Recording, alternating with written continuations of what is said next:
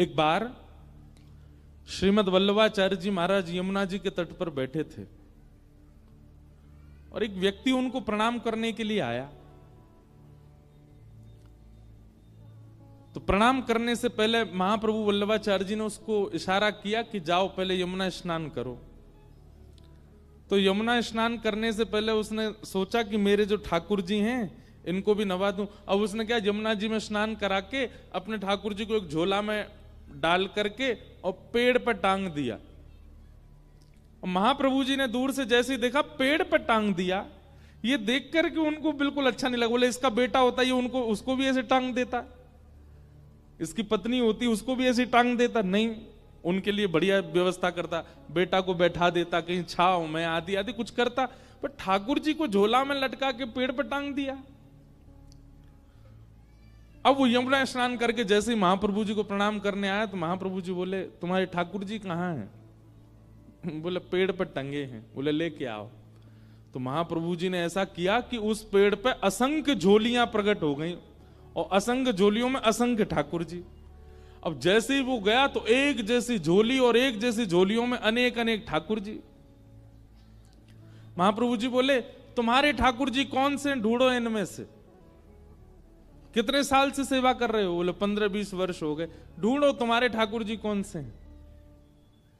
वो अपने ठाकुर जी नहीं ढूंढ पाया। तब महाप्रभु जी ने क्रोधित होकर के कहा, बोले किस भाव से सेवा करते हो तुम? 15-20 वर्ष में तुम ये नहीं पहचान पाए तुम्हारे ठाकुर जी कौन से हैं?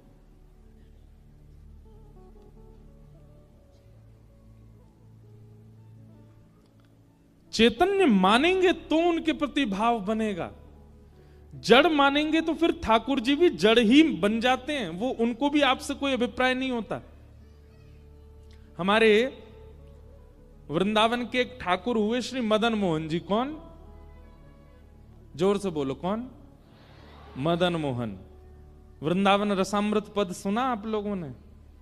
उस वृंदावन रसामृत पद में दूसरे ठाकुर हैं श्री मदन मोहन। बिहरत निस दिन कुंज गलिन में ब्रज जन मन सुख धाम, मदन मोहन को रूप निरख सनातन बलि बलि जाए। गाएंगे, कथा के विश्राम में गाएंगे, आप लोग याद कर लेना। वैसे तो सब वैष्णवों को याद है, भारत में जहां भी हम जाते हैं सब सुनाते हैं। तो हमारे वृंदावन के 7 ठाकुरों में दूसरे ठाकुर हुए श्री मदन मोहन जी। बहुत ध्यान पूर्वक सुनिएगा। ठाकुर जी की सेवा ऐसी करो कि आप अपने ठाकुर को नहीं पहचानो, ठाकुर जी आपको पहचान जाएं। आप अपने ठाकुर को कभी नहीं पहचान सकते, ठाकुर ही आपको पहचानते हैं। और वो तभी पहचानेंगे जब आप उनके प्रति चैतन्य भाव रखोगे। उनको धातु का नहीं मानो, उनको मार्बल का नहीं मानो, उनको किसी अन्य धातु का मत समझिए कभी भी। तो श्री मदन मोहन जी की ऐसी कथा आती है कि मदन मोहन जी जयपुर में विराजते थे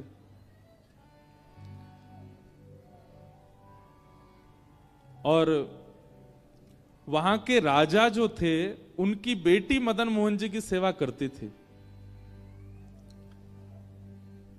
तो पुत्री का जब विवाह निश्चित हुआ, बहुत ध्यानपूर्वक सुनिएगा, पुत्री का जब विवाह निश्चित हुआ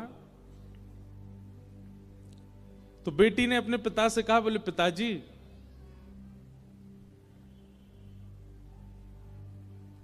आप कुछ मत दीजिए लेकिन मेरे विवाह में मदन मोहन जी को मुझे दे दीजिए, मैं अपने संग ले जाऊं इनको। तो पिता थोड़े से व्याकुल हो गए, बोले बेटिया तू कुछ भी मांग ले, मदन मोहन जी को मत लेके जा। बेटी ने कहा, बोले कि और कुछ नहीं चाहिए, केवल मदन मोहन जी चाहिए, मैंने इनकी बड़ी सेवा की बचपन से, आप केवल इनको मुझे दे दीजिए। तो पिता और पुत्री दोनों ही सेवा के इतने लोभी थे। देखो, लोभ संसार में हो तो बुरा, सेवाओं में तो बुरा नहीं।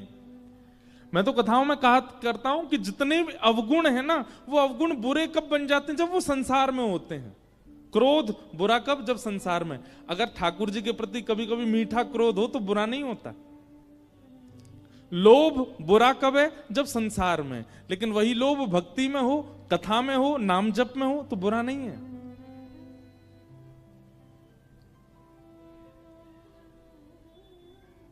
जितने भी दोष हैं वो संसार के प्रति जब होते हैं तभी बुरे हो जाते हैं, तभी पाप के भागी बनाते हैं, पर भक्ति में हो तो वही भगवत प्राप्ति करा देते हैं।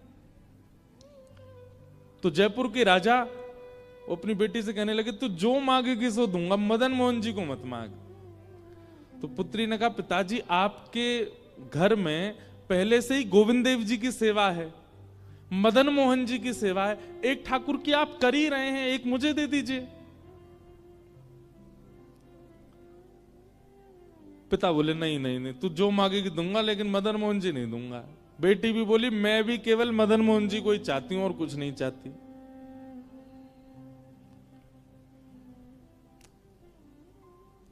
पिता ने कहा, चल ठीक है, एक काम करते हैं। बोले, क्या? मैं तेरे सामने 5 मूर्तियां रखूंगा और तेरी आंखों पे पट्टी बांधूंगा। अगर स्पर्श करके तूने बता दिया कि मदन मोहन जी कौन से, तो मदन मोहन जी को तू ले जाइयो, और स्पर्श करके भी अगर तू नहीं बता पाई तो फिर मदन मोहन जी मेरे पास ही रहेंगे। लेकिन उस पुत्री को पूरा भरोसा था कि मैं पहचान जाऊंगी मदन मोहन जी कौन से। राजा ने 5 स्वरूप तैयार करवाए, एक जैसी कदकाठी, एक जैसा इत्र, एक जैसी पोशाक, एक जैसी माला, एक जैसी पगड़ी, एक जैसे अलंकार, एक जैसी वंशी, बिल्कुल सब कुछ एक जैसा।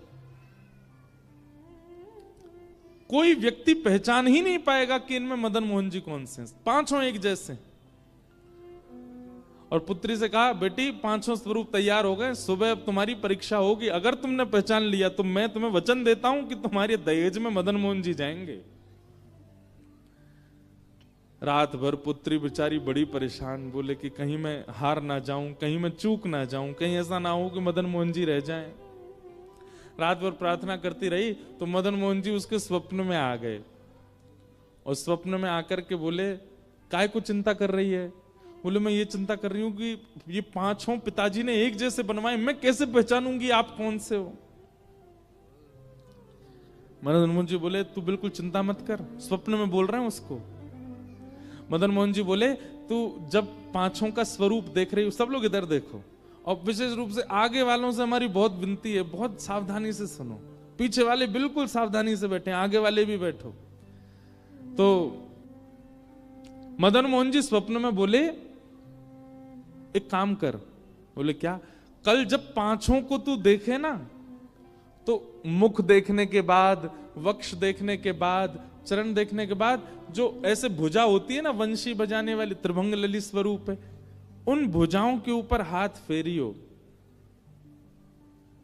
और बोले, देखते देखते जिस स्वरूप की उंगली खड़ी हो जाए, समझ जाना वही मैं हूं, और तू पिता को बता दियो कि ये रहे मदन मोहन जी। ठाकुर जी ने क्या कहा?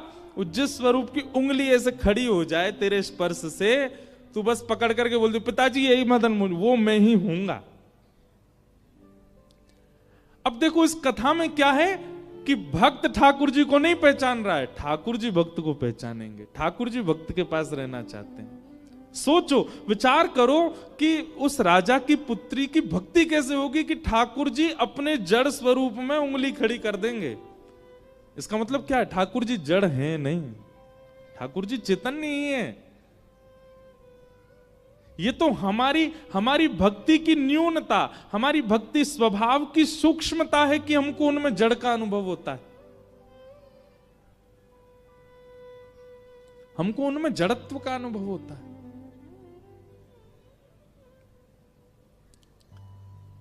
दूसरे दिन सब लोग ऐसे ही बैठे थे, पूरी भीड़, और 5 स्वरूप मंच पर रखे गए, और पुत्री की आंख में पहले रुई लगा दी, फिर पट्टियां बांधी, बिल्कुल कहीं से दिख ना जाए, और ऐसी स्थिति में उसको ले गए मंच पर, जाओ चलो ढूंढो कौन से हैं ठाकुर जी। पहले स्वरूप को देखे, रूप एक जैसा, हाथ एक जैसे, पैर सब कुछ एक जैसा। स्पर्श करते करते जैसी उसने वास्तविक मदन मोहन जी को छुआ, सोई मदन मोहन जी ने अपनी उंगली उठा दी, और जैसी उंगली का स्पर्श किया उसने कहा, पिताजी ये हैं मदन मोहन लाल जी।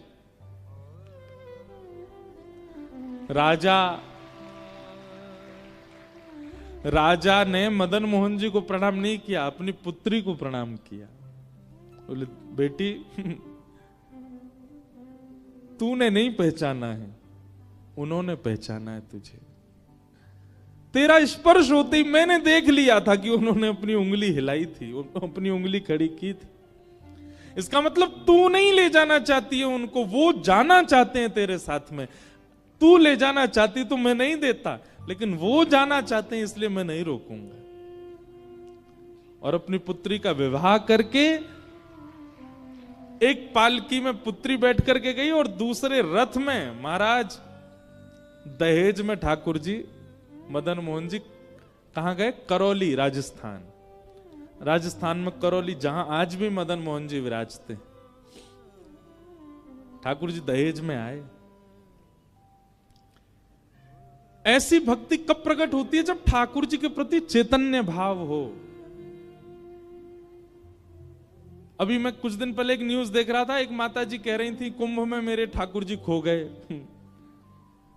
मैंने कहा भैया बेटा खो जाते, भैया खो जाते, माता पिता खो जाते, ठाकुर जी खो गए कुंभ में? ठाकुर जी खो गए, उनके सेवा के ठाकुर जी। अब वो कह रही थी न्यूज चैनलों पे सब जगह मेरे ठाकुर जी कहीं मिल जाएं तो बताना। हम उन मां के प्रति संवेदना व्यक्त करते हैं, लेकिन एक बात हम यह भी स्पष्ट करते हैं कि यदि सेवक ने भाव से सेवा की होगी, सेवक ने बहुत प्रेम दुलार लाड़ किया होगा, तो ठाकुर जी स्वयं आ जाएंगे। ठाकुर जी जा नहीं सकते। हमारी बात को आप कहीं लिख लीजिएगा। ठाकुर जी जड़ इसलिए हैं, मुझे और आपको चुनौती दे रहे हैं। ठाकुर जी बोले तेरी भक्ति में सामर्थ हो, तुझ में सामर्थ हो तो तू मुझे चैतन्य बना के दिखा। मैं कथा में कहा करता हूं, एक खेल खेलते थे हम बचपन में। सब लोग इधर देखो, एक खेल खेलते थे, पता नहीं आपके झारखंड में खेलते हैं कि नहीं बच्चे। आजकल तो फोन आ गए ना, तो बच्चों ने फिजिकल गेम्स खेलना बंद कर दिया, लेकिन बचपन में हम एक गेम खेलते थे, बर्फ पानी। खेला है? उसी का एक दूसरा रूप होता है विष अमृत। बहुत बढ़िया बढ़िया खेल हैं ये। उसमें क्या होता था कि एक व्यक्ति जो है वो सबको छूता है और दौड़ करके जिसको छू लेता है वो फिर बर्फ बन जाता है। अब बाकी के लोग जो हैं वो उसके चारों तरफ घूमते रहते हैं, वो उसको पानी बनाने का प्रयास करते, वो जाके जैसे उसको खींचते हैं तो वो पानी बन जाता है। अब देखो, जिस समय वो व्यक्ति बर्फ पानी जब बच्चे खेलते हैं तो उसमें जब बर्फ बनता है, क्या वो सच में बर्फ है? क्या वो सच में एक स्थूल व्यक्ति है? नहीं, वो चैतन्य है, लेकिन एक खेल के रूप में वो अपने आप को स्टैच्यू मान लेता है, अपने आप को बर्फ मान, फिर जिस आकृति में होता है वैसे ही रह जाता है। एक और खेल खेलते थे उसमें ऐसा बोलना, मतलब 10 तक गिनती गिनो, पीछे सारे बच्चे जो हैं वो ऊट पटांग हरकत करते रहेंगे और 10 बोलते ही जितने भी बच्चे उन सबको एक स्टैचू बनना पड़ता है। कोई बच्चा ऐसे हो जाता है, कोई ऐसे हो जाता है, कोई कुछ कुछ, फिर वो आकर के सबके पास आके सबको हंसाने का प्रयास करता है ना। पता नहीं आप लोगों ने खेला है कि नहीं, हमने खूब खेले, ये सब खेले हैं। तो फिर वो उसको नियम होता है, तुम छुओगे नहीं किसी को, लेकिन बातें बोल के उसके पास उसको, अगर तुमने उसको हंसा दिया, अगर उसके हाथ पांव सीधे कर दिए तो तुम्हारी जीत हो जाती है। ठीक वैसे ही ठाकुर जी ऐसे खड़े और हम आप सब लोगों को अधिकार मिला है कि हमें ठाकुर जी को हंसाना है, हमें ठाकुर जी को बिठाना है, हमें ठाकुर जी को सुलाना है, हमें ठाकुर जी को गोद में लेना है। और उस खेल में विजय प्राप्त करने के लिए ही ये भागवत की कथा सुनाई जा रही है कि ठाकुर जी को कैसे हंसाओगे, कैसे बिठाओगे, कैसे नचाओगे, कैसे गोद में लोगे, वो सारी क्रियाएं बताई जाती हैं कथा में। ये खेल है। उसी खेल की पूर्णता बताई जा रही है यहां पर।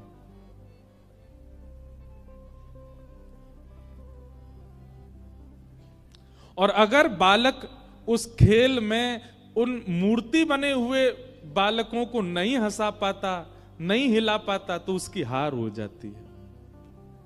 ठीक वैसे ही हमारे संसार रूपी खेल में बहुत सारे मूर्ति बने हुए हैं। कौन?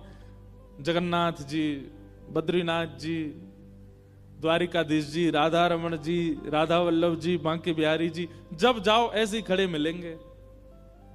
लेकिन एक बात, मीराबाई को ऐसे नहीं दिखते थे ठाकुर जी।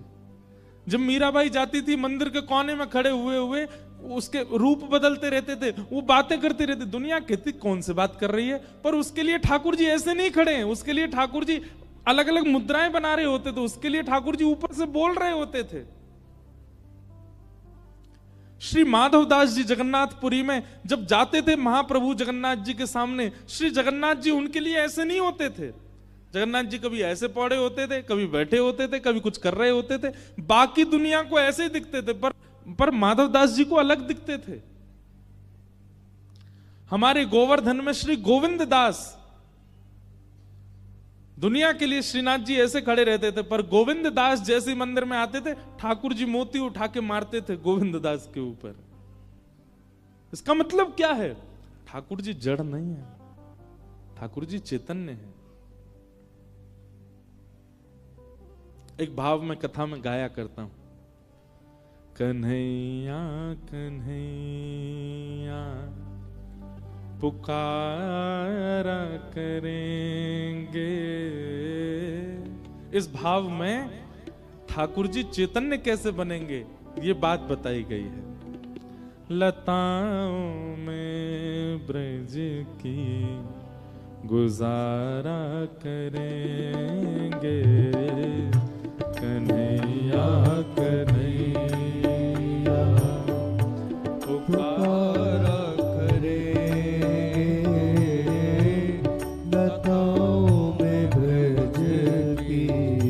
ताली बजा के गाओ, गुजारा करेंगे। ओ कन्हैया कन्हैया पुकारा करेंगे, लताओं में ब्रज की गुजारा करेंगे। कन्हैया कन्हैया पुकारा करेंगे, लताओं में ब्रज की गुजारा करेंगे। ओ जो रूठेंगे हम से वो बांके बिहारी, जो रूठेंगे हम से बांके बिहारी, जो रूठेंगे हम से वो बांके बिहारी, जो रूठेंगे हम से वो बांके बिहारी, चरण पड़ उन्हें हम मनाया करेंगे, चरण पड़ उन्हें हम मनाया करेंगे। ओ चरण पड़ उन्हें हम मनाया करेंगे, चरण पड़ उन्हें हम मनाया करेंगे। कन्हैया कन्हैया पुकारा करेंगे, लताओं में ब्रज की गुजारा करेंगे। कन्हैया कन्हैया पुकारा करेंगे, लताओं में ब्रज की गुजारा करेंगे। श्री राधा रमण लाल की जय।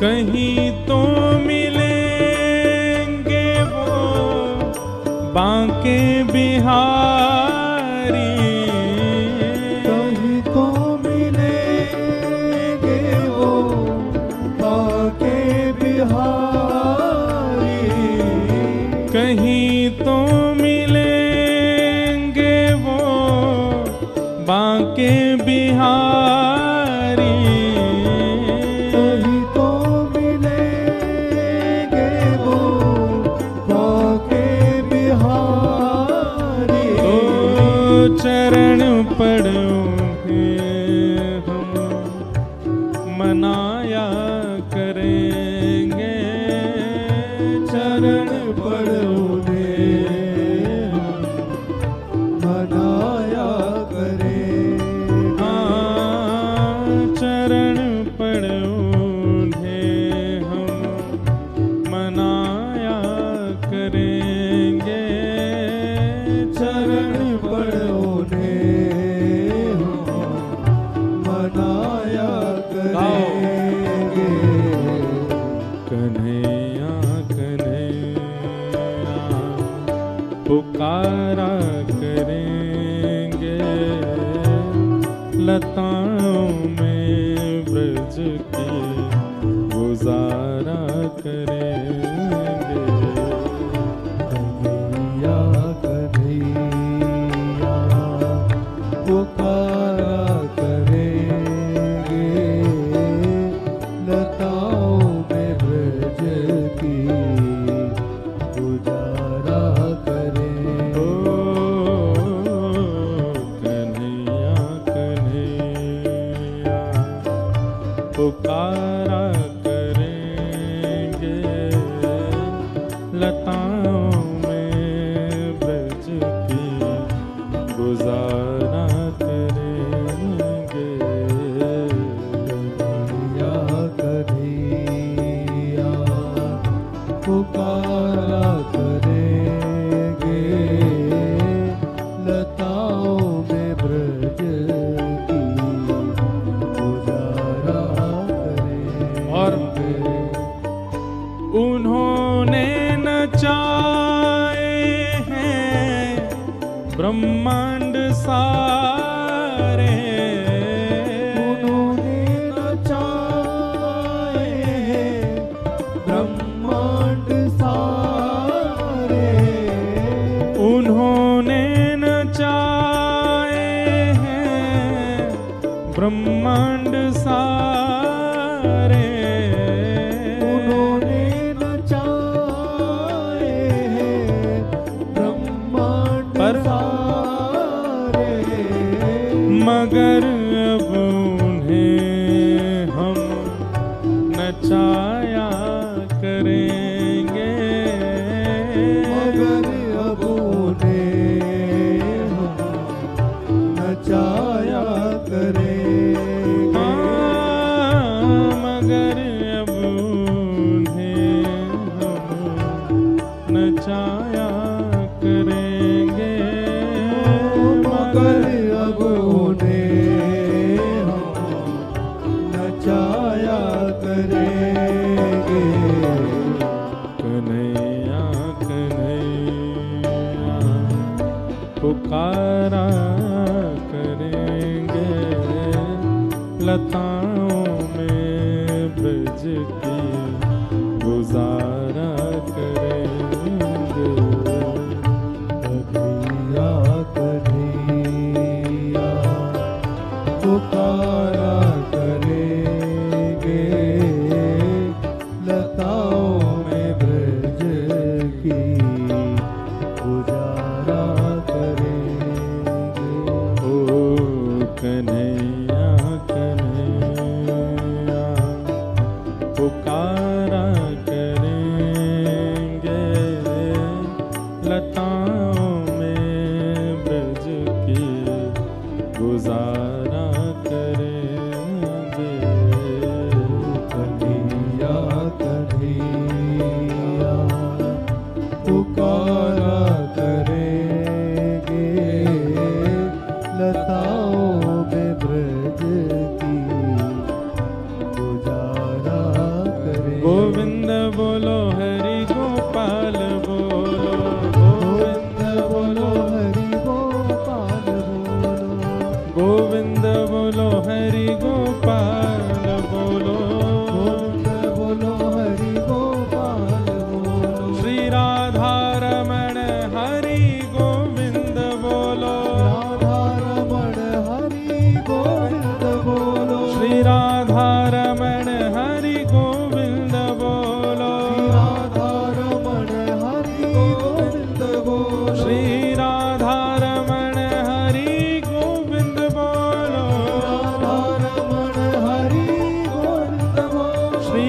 राधा रमण हरि गोविंद बोलो, राधा रमण हरि गोविंद बोलो, श्री राधा रमण हरि गोविंद बोलो, राधा रमण हरि गोविंद बोलो, श्री राधा रमण हरि गोविंद बोलो, राधा रमण हरि गोविंद बोलो। हे गोविंद बोलो गोपाल बोलो, गोविंद बोलो गोपाल बोलो, हरि गोविंद बोलो गोपाल बोलो, गोविंद बोलो गोपाल बोलो, श्री राधा रमण हरि गोविंद बोलो, राधा रमण हरि गोविंद बोलो, श्री राधा रमण हरि गोविंद बोलो, राधा रमण हरि गोविंद बोलो, श्री राधा रमण हरि गोविंद बोलो, राधा रमण हरि गोविंद बोलो, श्री राधा रमण हरि गोविंद बोलो, राधा रमण हरि गोविंद बोलो, श्री राधा रमण हरि गोविंद बोलो, राधा रमण हरि गोविंद बोलो, श्री राधा रमण हरि गोविंद बोलो, राधा रमण हरि गोविंद बोलो, श्री राधा रमण हरि गोविंद बोलो, राधा रमण हरि गोविंद बोलो, श्री राधा रमण हरि गोविंद बोलो, राधा रमण हरि गोविंद बोलो, श्री राधा रमण हरि गोविंद बोलो। राधा रमण हरि जय जय श्री राम, जय जय श्री राम, जय जय श्री राम।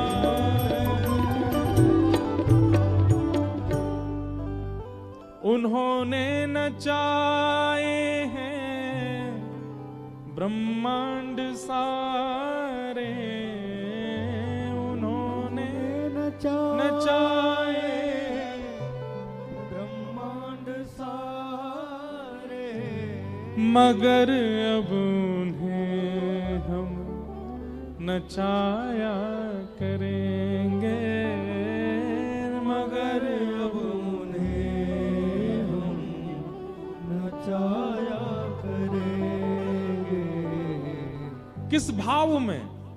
जैसे एक राजा की पुत्री मदन मोहन लाल जी से कहती है कि उनको जाना है साथ में, दहेज में लेके जाना है, तो ठाकुर जी अपनी उंगली हिला रहे हैं।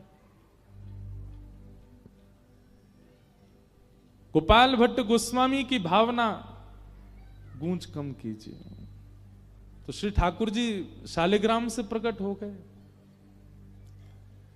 ये इस भाव का अर्थ यही है, मगर अब उन्हें हम नचाया कर, हम जैसे चाहें वैसे हमारे ठाकुर जी रहे, अभी क्या है, जैसे ठाकुर जी चाहते हैं वैसे हम रह रहे हैं। और प्रारंभिक यही होना चाहिए, जैसे ठाकुर जी चाहें वैसे साधक रहे।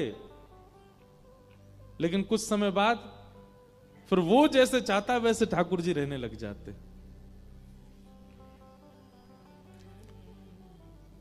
राम कथा में एक प्रसंग आता है केवट का, और केवट प्रसंग में एक भाव आता है कि जब केवट राम जी को नाव में बैठा लेता है तो लेकर के जैसे ही पल्ली पार जाने लग जाता है, तो बीच रास्ते में ही, बीच नदी में पहुंचते ही केवट नाव वापस घुमा लेता है। लक्ष्मण जी कहते हैं, ए भाई क्या कर रहे हो, वापस क्यों लेके जा रहे हो? केवट कहता है, बोले चालक कौन है, मैं कि आप? बोले तुम हो। तो बोले तो फिर मेरे पे विश्वास रखो ना, मैं जैसे चला रहा हूं मुझे पता है ना नदी का क्या कैसे वेग है, कब कहां कैसे लेके जाना है, इसलिए मुझे मत सिखाइए। वापस लेके जाने लगा, फिर घुमा करके फिर छोड़ पहुंचाने लगा। फिर जैसे ही छोड़ आने वाला होता था तुरंत घुमा लेता था। सीता जी भी थोड़ी सी परेशान तो हो गई, लक्ष्मण जी तो नाराज ही हो गए, लेकिन 2-4 बार में जैसे ही बार बार घुमा लाता, नहीं छोड़ता पल्ली पार, तो अब की बार राम जी बोले, ए भाई ये क्या कर रहे हो तुम, इतनी देर हो गई, तुम क्यों बीच में हमको घुमा रहे हो, छोड़ दो ना पल्ली पार। केवट कहता, बस 3-4 बार में थक गए आप, और आप जो हमको 84 लाख बार नचाते रहते हो सब जगह, उसका क्या? कभी हमको कुछ बनाते हो, कभी कुछ बनाते हो, कभी बस इतने में ही हो गया, 4 बार में ही पसीना आ गया आपको। कभी मछली बनाते हो, कभी कुकर बनाते हो, कभी सूकर बनाते हो, कभी बिल्ली बना देते हो, कभी छिपकली बनाते हो, ना जाने कैसी कैसी योनियों में हमको नचाते रहते हो। हमने 4 बार बीच भंवर में क्या घुमा दिया, पसीना छूट गए आपके। उन्होंने नचाए हैं ब्रह्मांड सारे, मगर अब उन्हें हम नचाया करेंगे, कन्हैया कन्हैया पुकारा करेंगे, लताओं में ब्रज की गुजारा। एक बार 6-7 साल पहले हमारी कथा हुई नेपाल में, काठमांडू में। तो वहां पे एक भक्त हमको मिले, तो कुशा होती है ना, कुशा का एक ऐसा छोटा सा एक बना हुआ था पात्र, और ऊपर से भी कुशा के पात्र से ही वो ढका हुआ था। तो वो लाए, बोले महाराज जी मेरे गोपाल जी के दर्शन करो। तो मैंने वो हटाया, तो उसके भीतर छोटे से गोपाल जी, और उनके अंदर मैंने एक अद्भुतता देखी, छोटे से लड्डू गोपाल, और उनके पाम में एक धागा बंधा था, और उस धागे से गैया बंध रही थी छोटी सी। मैंने की भैया भगत जी इधर आओ, मैंने ये क्या है, तुमने एक तो कुशा के सूखी घास के पात्र में तुमने ठाकुर जी धर रखे हैं, ऊपर से मैं तुमने पाम से गैया क्यों बांध रखी है? तो उनके नेत्र सजल हो गए, बोले महाराज जी हम ज्यादा धनवान नहीं हैं, हमारी स्थिति ऐसी है कि हमको कोई कुछ दे देता है तो हम पा लेते हैं। हमारे मन में ऐसा भाव आया कि हमारी स्थिति तो ऐसी कि 4-4 दिन तक भी कई बार भूखा रहना पड़ता है, पर ठाकुर जी से हमारा बहुत प्रेम है, ठाकुर जी की हम बहुत सेवा करते हैं, पर इनको राग भोग श्रृंगार 3 चीजें प्रिय, हम इनका भोग नहीं लगा पाते। इसलिए हमने भावना रखी है, एक छोटी सी गैया हमको किसी ने दे दी, तो वो गैया हमने भीतर छोड़ रखी है, और हमने लाल जी से कह रखा है जब जब आपका मन हुआ करे तब आप इनका जो है दूध पी लिया कीजिए, और हमें छोड़ के मत जाइएगा, भले ही चाहे गैया के दूध से ही पेट भर लो, हमें छोड़ के मत जाना कभी। और वो क्या बोले पता है आपको, सुन के आश्चर्य होगा, बोले महाराज जी ठाकुर जी के लिए भोग तो मैं रोज नहीं लगा पाता, पर रोज थोड़ी बहुत घास तोड़ करके गैया के सामने डाल देता हूं भीतर। मैंने क्यों? बोले गैया पालेगी तो दूध बनेगा, ठाकुर जी दूध पी लिया करेंगे। मैंने कहा भैया तेरी भावना। हमने कही भाई हो सकता है 56 भोग लगाने वाले को छोड़ के चले जाए, पर तुझे छोड़ के नहीं जाएंगे ठाकुर जी, तुम्हारी जो भावना है। न एक सीसी धातु की गैया को वो घास खिलाते ताकि गैया का दूध बने, ठाकुर जी पी ले। और पांव से इसलिए बांध रखी कहीं गैया नहीं भाग जाए, कहीं गैया भाज गई, ठाकुर जी भूखे रह गए तो ठाकुर जी भी चले जाएंगे। भाव के वश में हैं भगवान, भाव के वश में हैं भगवान। ठाकुर जी व्यवस्था से नहीं आते, ठाकुर जी आपके धन से नहीं आते, ठाकुर जी आपके रूप से नहीं आते, ठाकुर जी आपकी सुंदरता से नहीं आते। ठाकुर जी तो केवल आपके भाव से आएंगे, रुकेंगे। तो अब मेरे पीछे जो स्वरूप है ठाकुर जी का, गोपाल जी, अभी ये कैसे हैं? ऐसे ही खड़े रहेंगे। लेकिन आपकी भावना सुंदर होगी तो इन 7 दिनों में आपको इनकी पलक झपकते हुए दिख जाएगी। आपकी भावना शुद्ध होगी तो ये इसके अलावा ऐसी मुद्रा में भी दिख जाएंगे। आपकी भावना शुद्ध होगी तो गैया से गले लगे हुए भी दिख जाएंगे। ठाकुर जी कहीं भी जड़ नहीं है, हमारी भावना जड़ है, इसलिए ठाकुर जी हमको जड़ दिखाई देते हैं। ठाकुर जी सब जगह चैतन्य रूप में। वो चैतन्य रूप कैसे दिखे, वो चैतन्य दृष्टि कैसे दिखे, वो कथा सिखाती, वो कथा दिखाती। तो भगवान पहला रूप क्या है? सत्य। और दूसरा रूप क्या है? चैतन्य। और ठाकुर जी का तीसरा रूप क्या है? आनंद। ठाकुर जी आनंद है। अच्छा, मुझे ऐसा लगता है ठाकुर जी को देखने के बाद देखने वाला आनंद रूप में आ जाता है। अगर कोई व्यक्ति अति आनंद में दिखाई दे रहा हो, समझ जाइयो या को ठाकुर जी मिल गए हैं, यही हमारे इतना आनंद में है। अच्छा, आनंद वाले व्यक्ति का स्वरूप स्वभाव क्या है? बहुत ध्यान से सुनिएगा।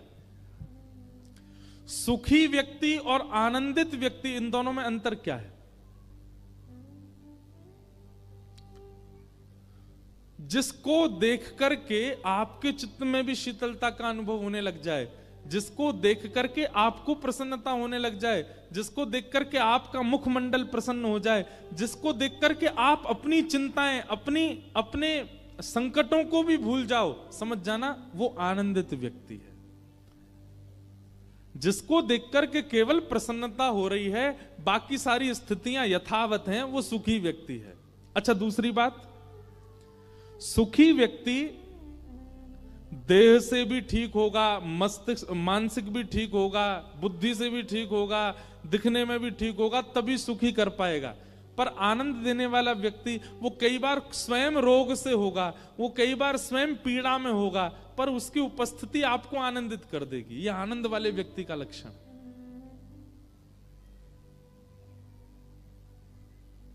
हमारे वृंदावन के पूज्य श्री प्रेमानंद जी महाराज, वो स्वयं देह से कई बार उतने उचित नहीं है, उतनी अच्छी अवस्था में नहीं है, पर उनको देख के लाखों आनंदित हो जाते हैं, करोड़ों आनंदित हो जाते हैं।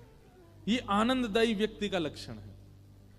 भक्तिमती मीराबाई, मैं कथा में बताया करता हूं कि मीराबाई का जब विवाह हो गया तो उनकी ससुराल में संतों की भीड़ होने लग गई। जब तक मीराबाई का विवाह नहीं हुआ तब तक मेड़ता में भीड़ होती थी, संत महात्मा आते थे। और विवाह होने के बाद जब मीराबाई मेवाड़ चली गई तो मेवाड़ में संतों की भीड़ होने लगी। एक दिन मीराबाई के पतिदेव ने जाकर के सब संतों से पूछा, आप लोग मीरा को देखने क्यों आते हो? उसका रूप सुंदर है इसलिए, या वो वस्त्र बहुत अच्छी पहनती हैं इसलिए? तो सब संतों ने क्या उत्तर दिया? सब संत कहते हैं, बोले देखिए आपकी तो वो गृहिणी है इसलिए आप शायद उस रूप को ना देख पाओ, पर मीराबाई की सुंदरता या वस्त्र आभूषण देखने नहीं आते हम। जो भक्ति हमारे मन में तीर्थ जाकर के प्रकट नहीं हो पाती, वो भक्ति मीराबाई को देखने से प्रकट हो जाती है, इसलिए हम मीराबाई को देखने आते हैं। हमारा मन अत्यंत शांति का अनुभव करने लग जाता है, हमारे मन में श्याम सुंदर भ्रमण करने लग जाते हैं, रमण करने लग जाते हैं मीराबाई को देखने मात्र से। हम सब भूल जाते हैं, इसलिए हम मीराबाई को देखने आते हैं। सुखी व्यक्ति को देख करके आप सुखी हो सकते हो, पर कांस्टेंट सुख नहीं रहेगा, लंबे समय का सुख नहीं रहेगा। लेकिन एक आनंदित व्यक्ति को एक बार देखने के बाद भी आप लंबे समय तक आनंदित रहोगे। ये आनंदित व्यक्ति और सुखी व्यक्ति में अंतर है।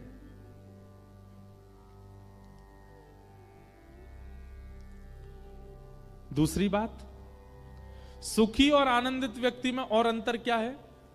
अभी ठाकुर जी की बात नहीं हो रही, केवल भक्तों की बात हो रही है। सुखी व्यक्ति के आप जितने समीप जाते जाओगे उतने उसके दुर्गुण दिखते चले जाएंगे, पर आनंदित व्यक्ति के आप जितने समीप जाते जाओगे उतने खो जाओगे, उतने और ज्यादा डूबते चले जाओगे। ये सुखी और आनंदित व्यक्ति का लक्षण। तीसरी बात, सुखी व्यक्ति संसार की व्यवस्थाओं में घिरा हुआ होगा और संसार से ही आपको सुखी कर रहा होगा। जैसे कि कोई एक्टर, जैसे कि कोई गायक, जैसे कि कोई इन्फ्लुएंसर, वो जब तक संसारी साधन उसके पास नहीं होगा वो आपको सुखी नहीं कर पाएगा। एक्टर के पास मेकअप नहीं हो, बिना मेकअप के मंच पे आ जाए सब भाग जाएंगे, कोई नहीं देखेगा उसको।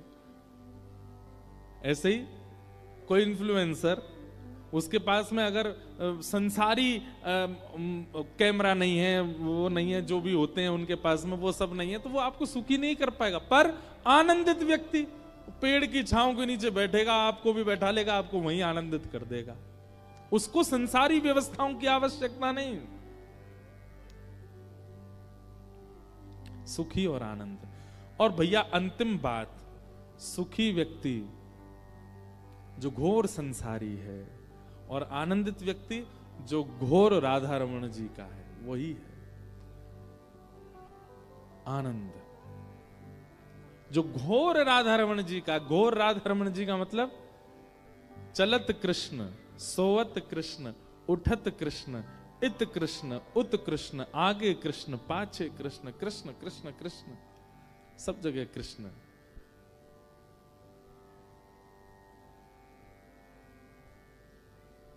आनंद। तो भगवान का तीसरा रूप क्या है? आनंद। सच्चिदानंद रूपाय विश्वोत्पत्त्यादि हेतवे, विश्व की उत्पत्ति पालन संहार जो करते हैं, तापत्रय विनाशाय, 3 प्रकार के तापों का जो उपशमन करते हैं, श्री कृष्णाय वयम नमः, ऐसे श्री कृष्ण को हम बारंबार प्रणाम करते हैं। आगे बंधुओं, अब यहां से महात्म की चर्चा शुरू होती है।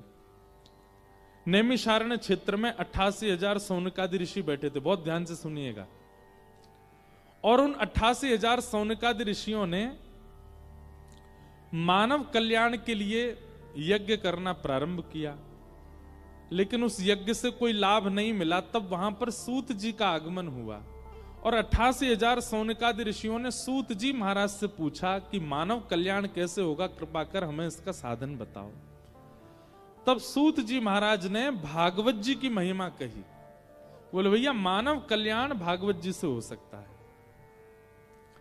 तब 88,000 सौनकादि ऋषियों ने कहा महाराज ये भागवत जी क्या हैं, और ऐसा इन भागवत जी में क्या है जो अन्य साधनों में नहीं है, कृपा कर इन भागवत जी की महिमा हमको बताओ।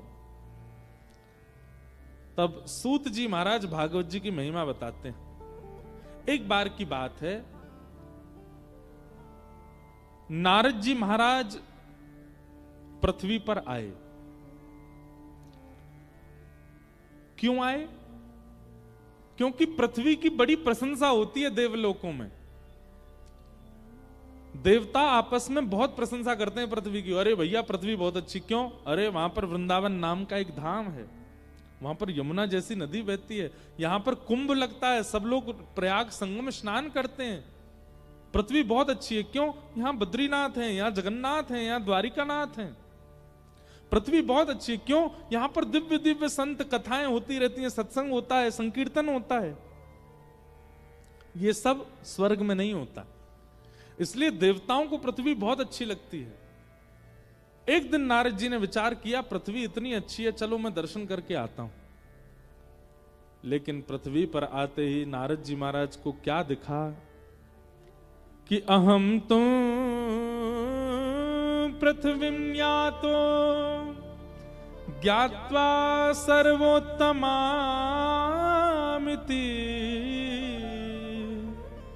पुष्करं च प्रयागं च काशीं गोदावरी तथा हरिक्षेत्रे कुरुक्षेत्रे श्रीरंगं सेतुबन्धनम् एवमादिषु तीर्थेषु ब्रह्माण्डतस्ततः।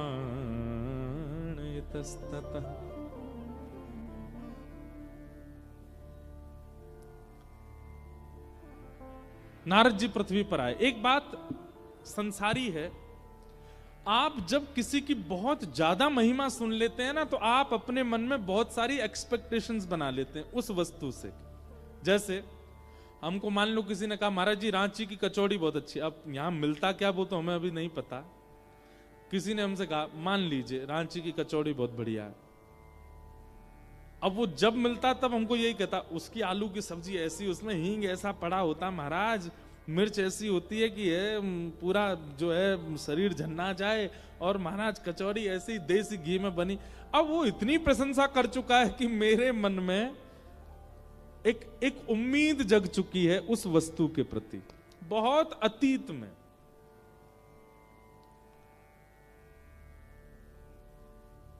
अब जैसे ही मैं उस वस्तु का सेवन करने जाऊंगा ना, ये स्वाभाविक बात है कि वो मेरी उम्मीद से थोड़ी कम स्वादिष्ट ही होगी, ये स्वाभाविक बात है। अब यहां पर भी देखिए संसार और आध्यात्म, इनमें अंतर। संसारी वस्तु की आप जितनी ज्यादा ख्याति सुनोगे, जब उसको भोगने जाओगे तो वो ख्याति से थोड़ी कम ही स्वादिष्ट दिखेगी। और आध्यात्मिक वस्तु का आप जितना ज्यादा श्रवण करोगे, जब उसका अनुभव करने जाओगे तो जितना आपने उम्मीद नहीं रखी थी उससे कई गुना ज्यादा स्वादिष्ट लगेगा आध्यात्म। यह भी अंतर है संसार में और आध्यात्म में। हमने वृंदावन का यश गाया, वृंदावन ऐसा, वृंदावन ऐसा, वृंदावन के ब्रजवासी ऐसे, वृंदावन के बंदर ऐसे, वृंदावन की यमुना जी ऐसी, वृंदावन के संत ऐसे। अब इतना आपने वृंदावन सुन लिया, जब आप पहली बार वृंदावन जाओगे, अगर वास्तव में शुद्ध भावना से जाओगे तो आपने जितना सुना उससे कई गुना ज्यादा आपको वृंदावन मिलेगा। लेकिन वहीं आपसे प्रशंसा कर दी जाए, विदेश में फलाना देश इतना अच्छा है, ऐसा है, ऐसा है, ऐसा है। कभी अनुभव करके देख लेना, आप जब आप जाओगे ना उस संसारी जगह पे, थोड़ा उसको आप कम ही पाओगे अपनी स्थिति से।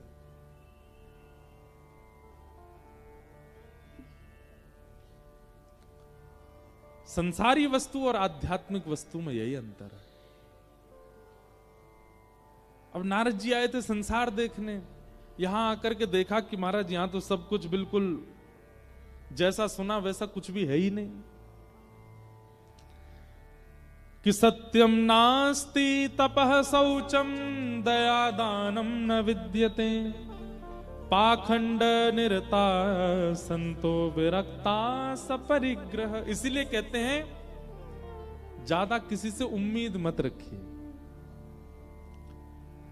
जो नए नए यहां पर लड़का लड़की बैठे हैं, बहुत ध्यान से सुनना, अगर आपका ब्याह होने वाला है तो अपने होने वाले जो पतिदेव हैं या पत्नी जी हैं उनकी ज्यादा प्रशंसा मत सुन लेना पहले, क्योंकि आप बहुत ज्यादा सुन लोगे। कई होते हैं ना, उनको बड़ी बहुत ही रहता है कि हमारा ब्याह किससे हो रहा है उसके बारे में जांच पूरी करो, इससे पूछो, उससे पूछो, उससे पूछो, उससे पूछो। अब इतना ज्यादा पूछ के फिर आप उम्मीद इतनी बना लोगे, सामने वाला व्यक्ति जब समीप आएगा, विवाह होगा, संग रहने लगोगे तो आपकी उम्मीद खट्टी हो जाएगी। इसलिए संसार के संबंधों में उम्मीद कम ही रखिए, थोड़ा कम ही उसके बारे में सुनिए, उससे संबंध अच्छा रहेगा। तो नारद जी महाराज आए तो आकर के देखा महाराज पृथ्वी पर तो सब कुछ विपरीत है। भागवत जी में बहुत सुंदर वर्णन, सत्यम नास्ति, यहां के लोग सत्य नहीं बोलते। हमारी माने तो आप 1 महीना पहले दिन से लेकर के और 30 तारीख तक अपने आप से अनुभव कीजिए कि आप कितनी बार सत्य बोलते हैं। अच्छा, सत्य का मत कीजिए, एक काम कीजिए, काउंटर ले लीजिए, एक मशीन आती है, मशीन रखिए और वो मशीन अपने पास रख के आप जब जब असत्य बोलते हैं तब तब उसका बटन दबाइए, पूरी सावधानी से, नाटक नहीं करना है, जिम्मेवारी से। और 30 तारीख को उस मशीन को देखिएगा आप, तब तक देखना नहीं आंकड़ा कितना पहुंचा। आप स्वाभाविक महीने में जितना झूठ बोलते हैं स्वाभाविक से 50% कम बोलेंगे, क्योंकि एक मशीन है ना आपके पास। आप जब भी झूठ बोलने जा रहे होगे आपको संकेत होगा मुझे मशीन में काउंट करना पड़ेगा, तो झूठ नहीं बोलोगे। लेकिन उसके बाद भी आप आंकड़े देख करके हैरान हो जाओगे कि मैंने 1 महीने में इतना झूठ बोला है। हमारा स्वभाव बन चुका है असत्य। एक दिन भी बिना असत्य बोले हमारा नहीं निकलता, चाहे मजाक में सही हम बोलते हैं। सत्यम नास्ति। फिर आगे लिखा है तपह नास्ति, भजन नहीं करते हम लोग, खाना पूर्ति करते हैं। तपह नास्ति। शौचम नास्ति, शौच कहते हैं पवित्रता को, पवित्रता भी नहीं है हमारे मन में। हम केवल तन साफ बनाते हैं पर अंदर पूरी गंदगी भरी पड़ी है। कहने का अभिप्राय, बाहर से गाड़ी धो दी पर अंदर उसमें सब मट्टी भी भरी पड़ी है, खाने पीने की सामग्रियां भी पड़ी हैं, दुर्गंध भी आ रही है। बाहर से साफ होने से क्या फायदा, ये तो केवल बाह्य आकर्षण के लिए था, अंदर तो कुछ भी नहीं है। लेकिन कई बार बाहर से गाड़ी साफ ना हो लेकिन अंदर से स्वच्छ हो तो बैठ करके यात्रा की जा सकती है। ठीक वैसे ही ठाकुर जी के लिए हम सब लोग गाड़ी हैं। हमने बाहर से अपने आप को बहुत सुंदर बना रखा पर अंदर सीट टूटी पड़ी है, स्टीयरिंग निकली पड़ी है, गियर निकले पड़े हैं, कुछ भी बढ़िया नहीं है। ठाकुर जी कहते हूं भाई कैसे बैठूं या कि चित्त में, सबरो तो उधरो पड़ो भीतर थे। ब्रजभाषा समझ रहे हैं ना, उधरो मतलब समझे, उधरो ब्रजभाषा में। जैसे अब उधरा कैसे समझाएं, जैसे ये हमारी बगलबंदी है, यहां से इसके धागा वागा निकल जाएं तो ये उधर जाएगी, इसको बोलते उधरा, उधरा हुआ। अभी सामने मैट मैट बिछे सब उठ पटांग हो जाएं, खुल जाएं। कई हमारे मित्र जन है वो उधरे ही रहते हैं, तो ये उधरा, उसको कहते हैं उधरा पड़ा रहना। एक बात याद रखिएगा, जिस व्यक्ति का स्वभाव, जिस व्यक्ति का जीवन ऐसे उधरा सा रहता है ना, ठाकुर जी नहीं आते उसके पास। ठाकुर जी को तो सुधरो चाहिए, उधरो नहीं।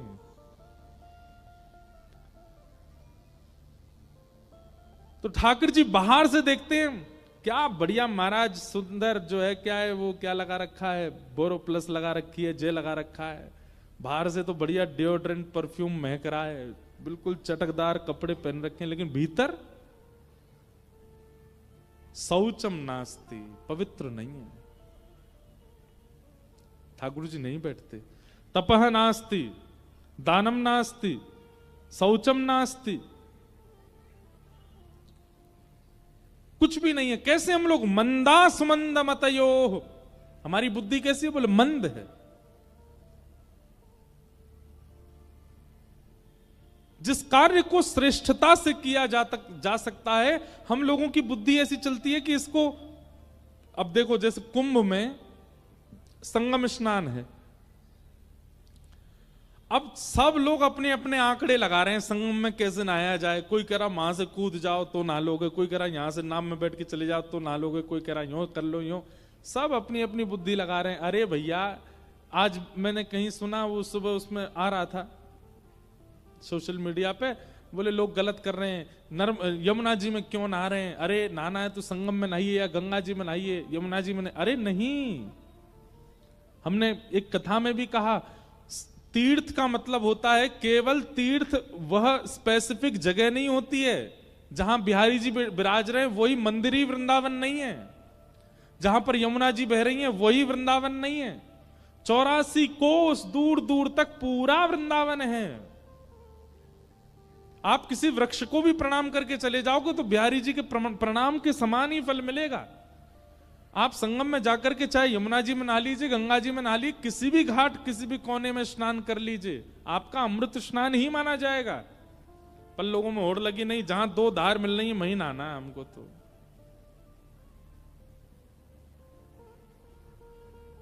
मति विकसित कीजिए थोड़ी, और मति विकसित होती है सत्संग से। जो व्यक्ति सत्संग नहीं करता उसकी मति जड़ित होती चली जाती है, जिसको हम कहते हैं ब्रॉड माइंडेड, बहुत बहुत उच्च विचार वाला, बहुत खुली सोच वाला, वो आध्यात्मिक व्यक्ति होता है, संसारी नहीं। तो कैसे हैं हम लोग? मंदा सुमंद मतयो मंद भाग्या युपद्रुता। नारद जी महाराज ने यह सब आकर के देखा। नारद जी देख करके बड़े परेशान हो गए, बोले भैया पृथ्वी की जितनी प्रशंसा सुनी थी, पृथ्वी तो बिल्कुल विपरीत है। नारद जी सब जगह भ्रमण करते करते वृंदावन आए, तभी वृंदावन में उन्होंने क्या देखा? यमुना जी के तट पर एक परम सुंदरी बैठी है और उस सुंदरी की गोद में 2 वृद्ध लेटे हैं। एक युवती की गोद में वृद्धों का लेटा हुआ देखना ये कोई उचित तो नहीं। नारद जी महाराज ने तुरंत जिज्ञासा प्रकट करते हुए पूछा, हे देवी आप कौन हो और आपकी गोद में 2 वृद्ध कौन है?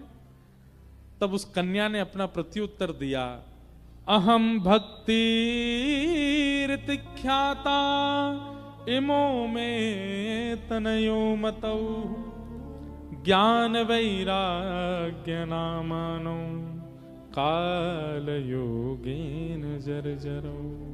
मैं भक्ति, मेरा नाम भक्ति है, और ये दोनों मेरे पुत्र हैं ज्ञान और वैराग्य।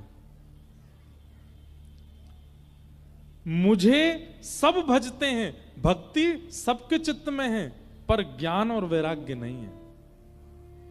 इसी कारण मैं तो युवा हूं क्योंकि मुझे सब चाहते हैं, पर मेरे वृद्ध बालक हो चुके हैं क्योंकि इनको कोई नहीं चाहता।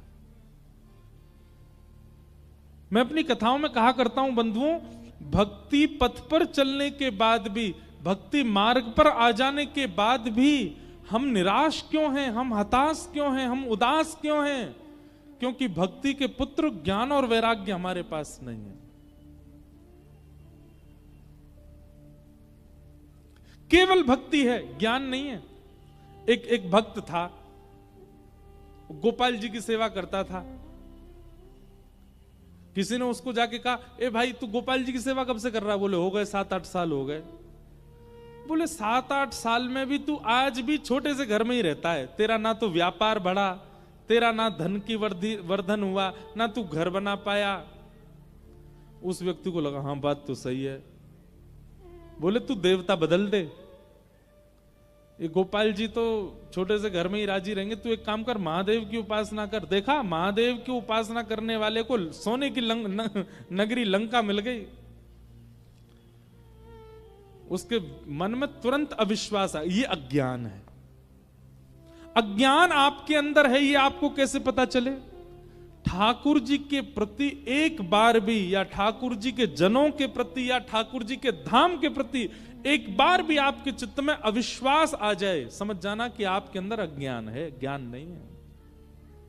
लेकिन कोई कुछ भी कह जाए, कोई कितना भी बोल जाए, धाम के प्रति, नाम के प्रति, ठाकुर जी के प्रति, लीला के प्रति और ठाकुर जी के जनों के प्रति आपके चित्त में कभी अविश्वास ना आवे, समझ जाना भक्ति के साथ ज्ञान है।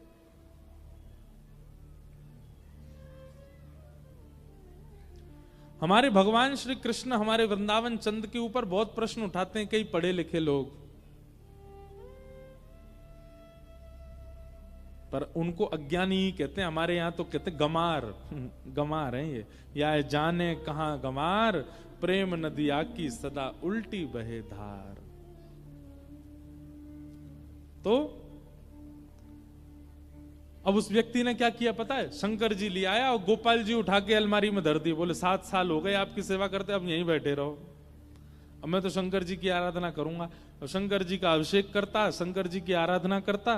अब शंकर जी की आराधना के समय जो उसने अगरबत्ती जलाई, उस अगरबत्ती का धुआं उड़ करके इस तरफ जा रहा था जिस तरफ गोपाल जी बैठे थे। स्वाभाविक जा रहा था, उसमें कुछ हो नहीं रहा था, अपने आप ही वो धुआं इस तरफ जा रहा था। तो उस व्यक्ति के मन में क्या आया, बोले 7 साल इनकी पूजा करी, आज तक कभी सुख दिया नहीं, अब शंकर जी की सेवा कर रहा हूं तो अगरबत्ती का धुआं भी स्वयं ले जा रहे हैं, स्वयं सूंघ रहे हैं। दौड़ करके गया, अलमारी से ठाकुर जी उतारे, बोले 7 साल से मेरी सेवा स्वीकार नहीं करी, अब शंकर जी की आराधना करने लगा तो आप अगरबत्ती की सुगंधी भी ले रहे हो। ठाकुर जी प्रकट हो गए और प्रकट होकर के बोले 7 साल में तूने ऐसा कभी विचार किया ही नहीं कि मैं सूंघता भी हूं, आज सोचा इसलिए प्रकट हुआ मैं। तूने कभी विश्वास किया ही नहीं था कि मेरी नासिका भी है, आज पहली बार सोचा तूने कि हाँ मेरी नाक है, मैं सूंघता भी हूं। भक्ति तो बंधु हम सबके चित्त में है, पर ज्ञान नहीं है। और क्षमा कीजिएगा, ज्ञान का मतलब बहुत जानकारियां होना नहीं होता। विवेकशील बुद्धि, कहां कब क्या करना है, कैसे करना है, और सबसे बड़ी बात भक्ति में अविश्वास का ना होना, यही ज्ञान है।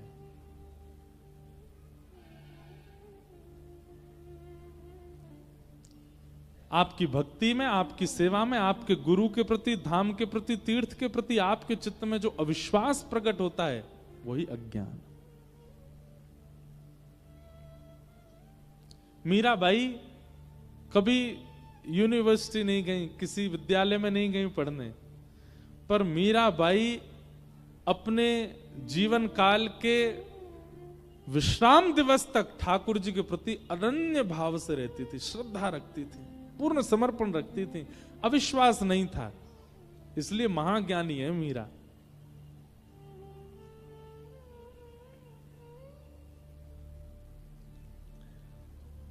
तो हमारी प्रार्थना, भक्ति तो है पर ज्ञान भी लाइए, और ज्ञान है इस बात का प्रमाण है ठाकुर जी के प्रति कभी अविश्वास ना होना।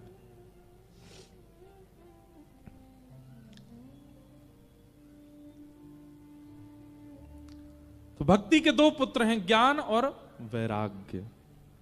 दूसरे पुत्र का नाम क्या है? वैराग्य। वैराग्य का मतलब क्या है? अपनी इच्छाओं का त्याग करना ही वैराग्य कहलाता है।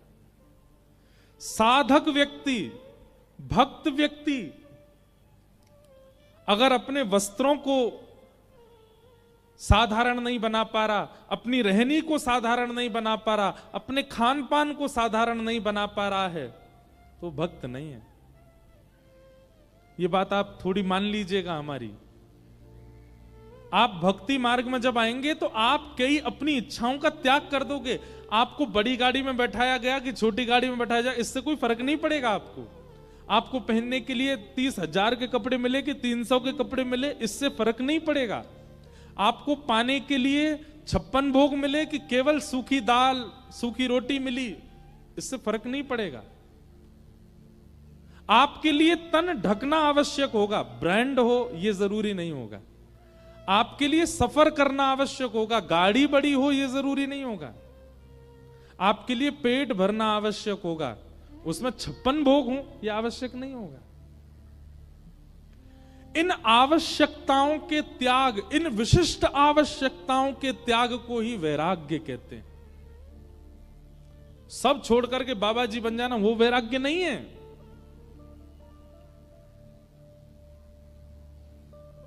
जो मिल जाए उसमें प्रसन्न है, जैसा मिल जाए उसमें प्रसन्न है, ये वैराग्य है।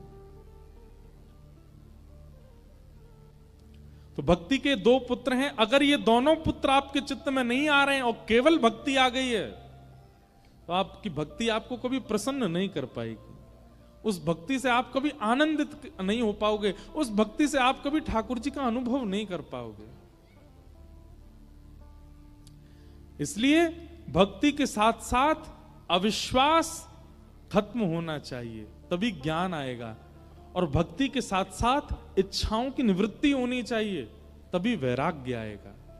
और जब तक ज्ञान वैराग्य नहीं आएंगे, आप अपनी भक्ति से प्रसन्न नहीं हो पाओगे।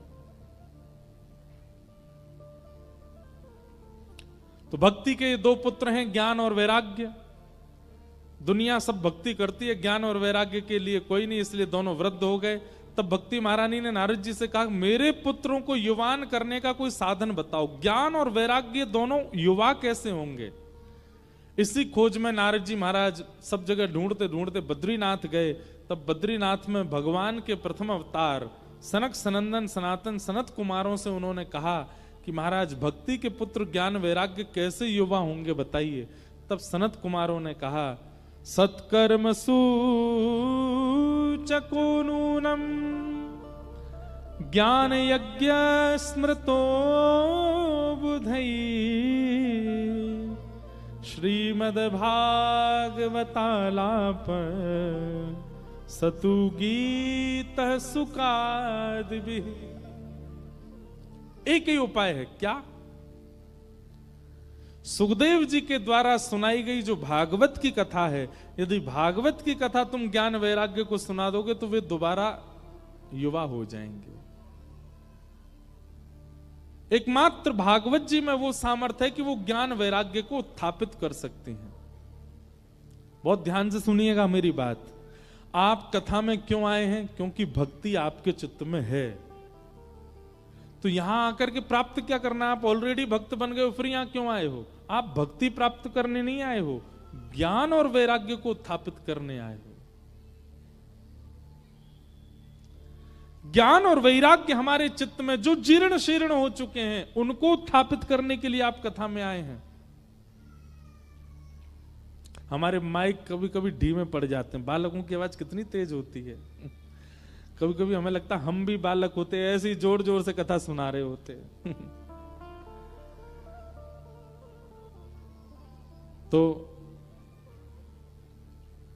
इनको बढ़िया बिस्किट खिला लाओ, बाहर ले जाके टॉफी दे देना।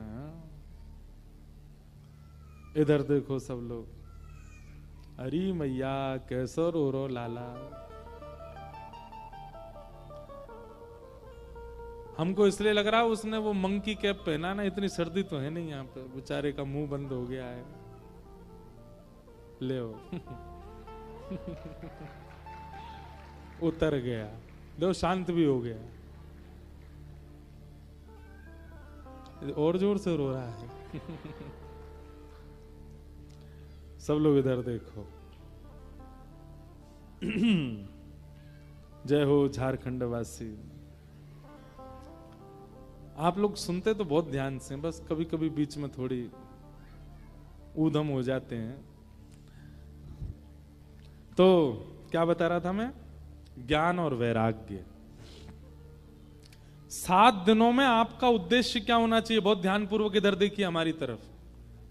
आपका उद्देश्य, कई लोग कहते हैं भक्ति में आगे कैसे बढ़े, भक्ति उत्थापित कैसे हो, हमारी भक्ति सजग कैसे हो, हम भक्ति में ठाकुर जी का दर्शन कैसे करें। आपके अंदर भक्ति है, पर वो भक्ति प्रसन्न कब होगी? जब उसके बालक चित्त में आएंगे, उसके बालक ज्ञान और वैराग्य। आपने किसी मां को अच्छे आसन पर बैठा दिया, मां की सारी व्यवस्थाएं अच्छी कर दी, पर बालकों को दुखी कर दिया। जिसके बालक दुखी हों वो मां कैसे प्रसन्न रह सकती है? भक्ति को आपने हृदय आसन पर बैठा रखा है। अब आगामी 7 दिन तक आपका उद्देश्य क्या होना चाहिए? कि ज्ञान और वैराग्य भी आए चित्त में। ज्ञान का मतलब क्या है? भक्ति में ठाकुर जी के प्रति कभी भी अविश्वास ना हो तो समझ जाना ज्ञान आ गया आपके चित्त में। और वैराग्य क्या है? अपनी इच्छाओं की कटौती करना, अपनी इच्छाओं से निवृत्त होना। ये एक प्रकार का वैराग्य। ये 2 चीजें कथा से आपको सीखनी है। वृंदावन जाने के बाद वृंदावन का रस जिस पर चढ़ जाता है, वो व्यक्ति जोगी जैसा क्यों हो जाता है? वो तिलक लगाए घूम रहा है, जटाएं बना लेता है सामान्य से। अभी कुंभ में ऐसा हुआ, ट्रेंड बन गया। अब बाहर के लोग नहाने आते हैं तो जबरदस्ती की जटाएं लगा करके और संतों की तरह रुद्राक्ष पहन करके, त्रिपुंड लगा करके, ये कोई बाह्य आवरण, कोई आडंबर नहीं है। त्रिपुंड लगा लिया, रुद्राक्ष माला धारण कर ली और फिर उसके बाद गंगा स्नान कर रहे हैं और फिर फोटो वोटो खिंचा के बस डाल दो, फिर जाके अपना वही जीन्स टी शर्ट पैंट में डोल रहे हैं, फटे हुए कपड़े पहन के घूम रहे हैं। केवल कुंभ में आए इसलिए संत जैसा भेष बना लेते हैं। नहीं, जब भक्ति में वैराग्य आता है तब वह भेष अपने आप प्रकट होता है, बनाना नहीं पड़ता।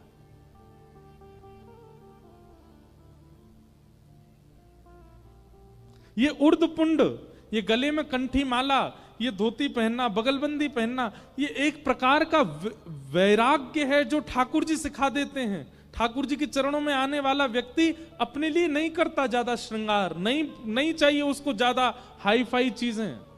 वो सामान्य में रहना उसको अच्छा सामान्य मिले तो भी अच्छा, हाई फाई मिल जाए तो भी अच्छा, दोनों में सम रहता है। भक्ति के साथ में वैराग्य होगा तो।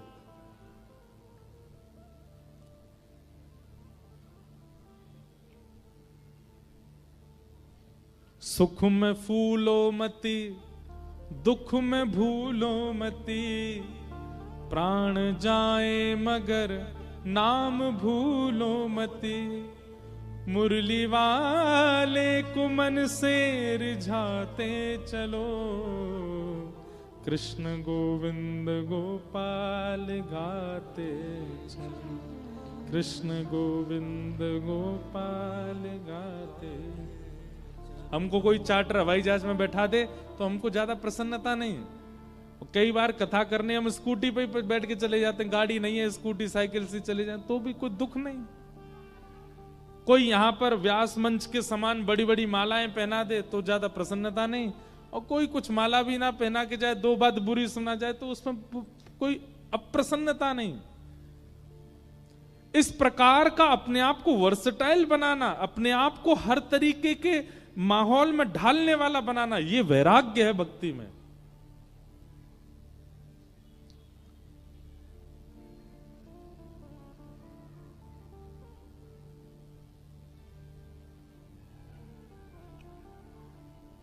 भक्ति के दो पुत्र ज्ञान और वैराग्य, इन दोनों के उत्थापन के लिए भागवत की कथा कराओ।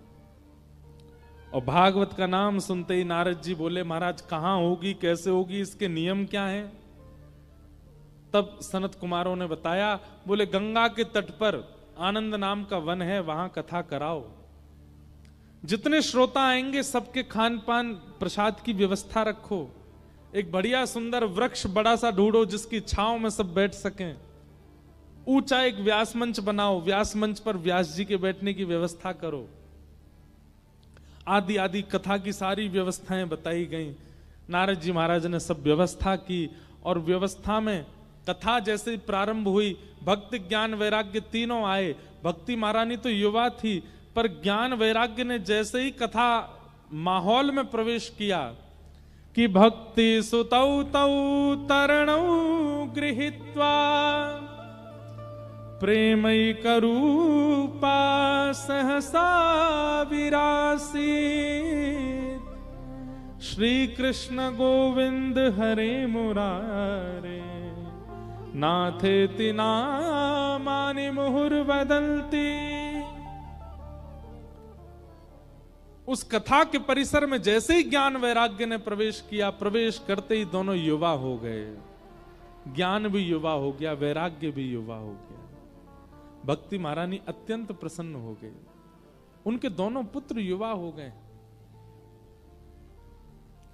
यही होना चाहिए यहां भी।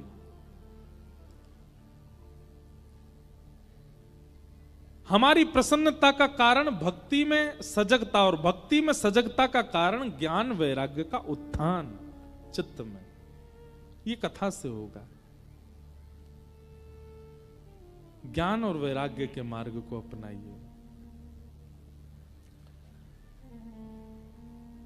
भक्ति महारानी अत्यंत प्रसन्न हो गई। ज्ञान वैराग्य दोनों युवा हो गए।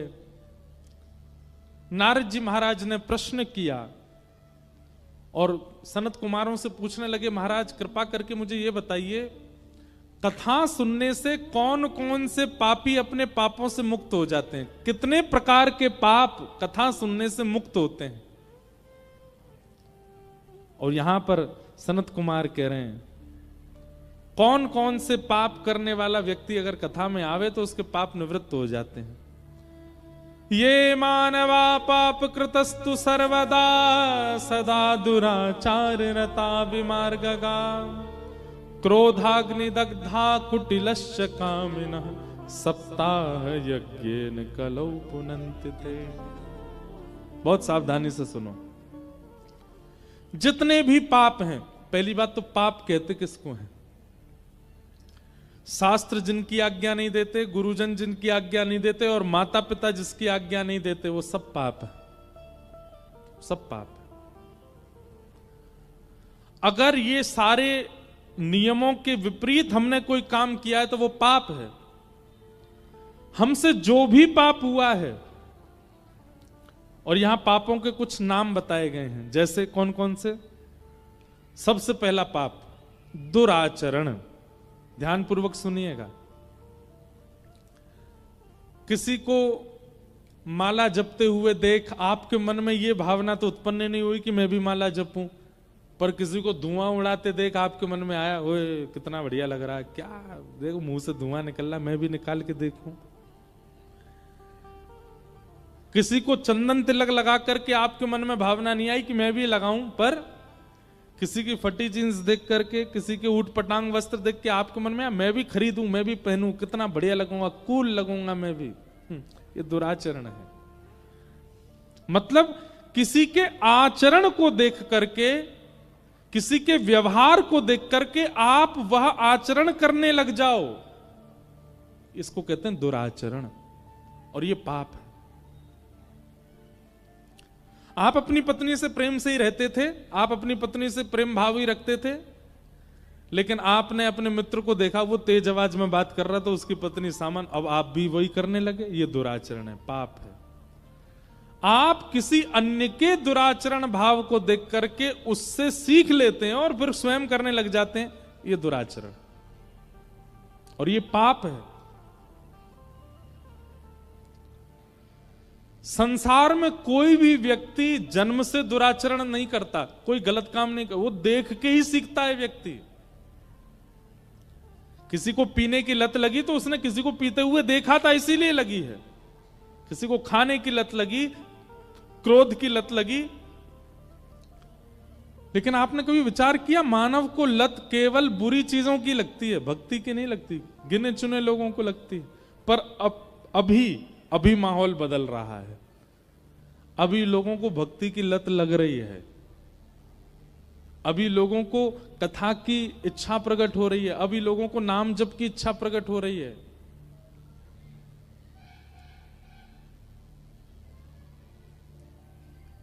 दुराचरण, किसी के दूषित व्यवहार को देख करके आप भी वह करने लग जाओ, यह पाप है।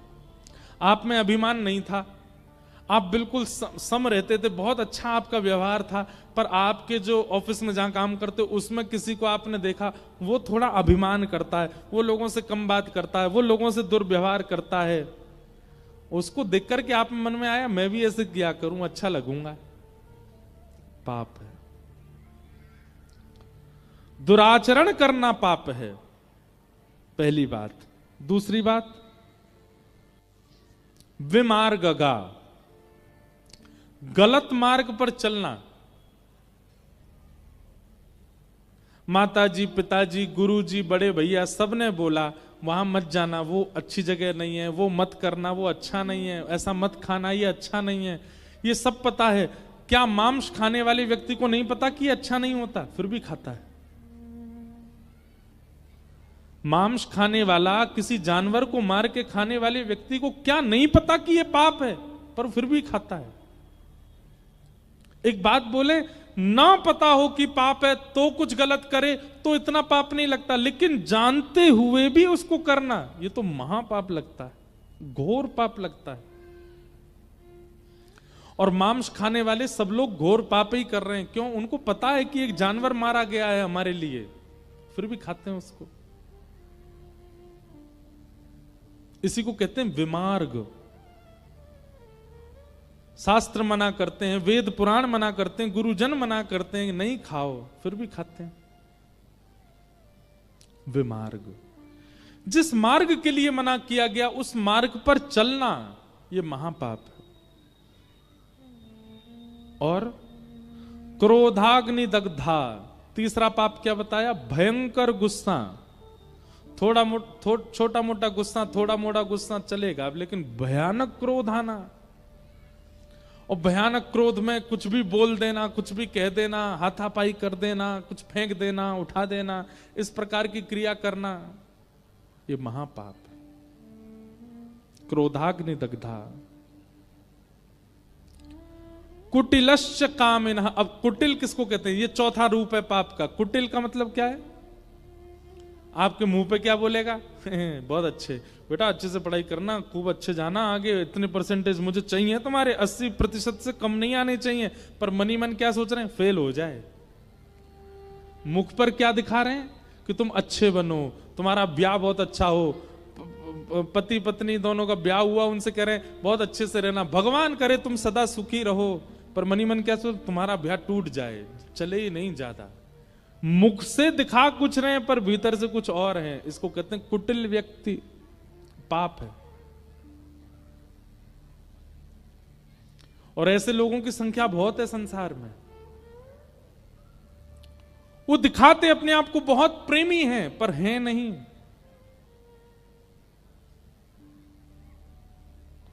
कामिनः,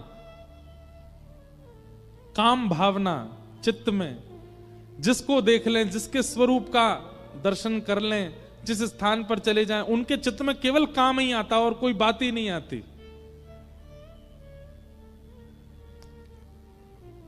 ये महापाप के लक्षण हैं।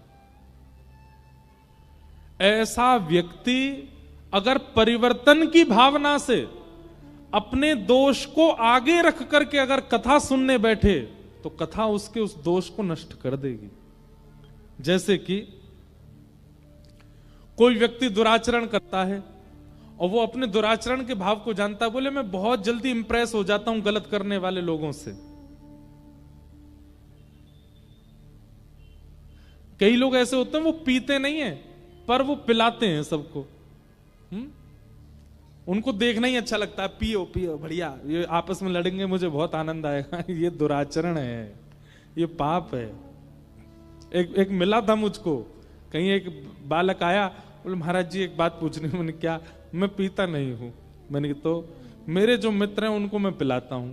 मैंने फिर वो आपस में लड़ते हैं, मैं देख के आनंद करता हूं। मैं तो पानी ही पीता हूं पर उन लोगों पे हजारों रुपया खर्च करता हूं, क्योंकि पी के फिर उनके सच निकल के आते ही आते। मैंने कहा बेटा उनको जितना पाप लगेगा ना, मल्टीप्लाई इंटू 1000 होके तुझको लगेगा। तू करवा रहा हूं उनसे पाप। ये दुराचरण है। दुराचरण करने वाला व्यक्ति अगर कथा सुने तो उसका दुराचरण भाव दूर होगा, लेकिन सुनने से नहीं होगा।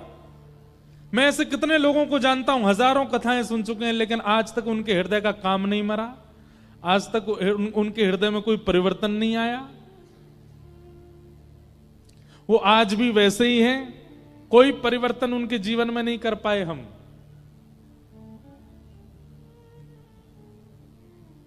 क्यों?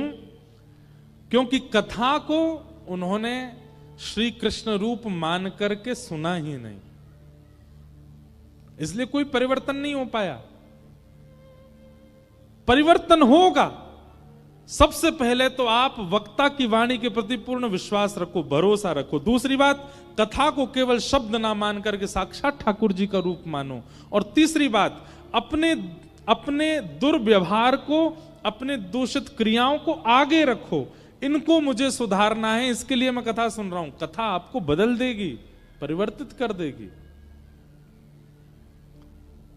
जब तक आप अपने दोषों को आगे नहीं रखोगे, जब तक अपनी बीमारी को आगे नहीं रखोगे, डॉक्टर दवाई कैसे लगाएगा? डॉक्टर दवाई कैसे बताएगा?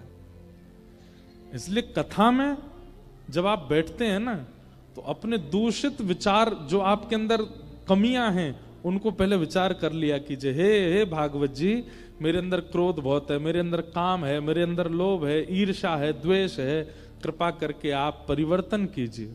7 दिन में आप अपने आप को देख लीजिएगा, आपके यहां का क्रोध कहां चला गया,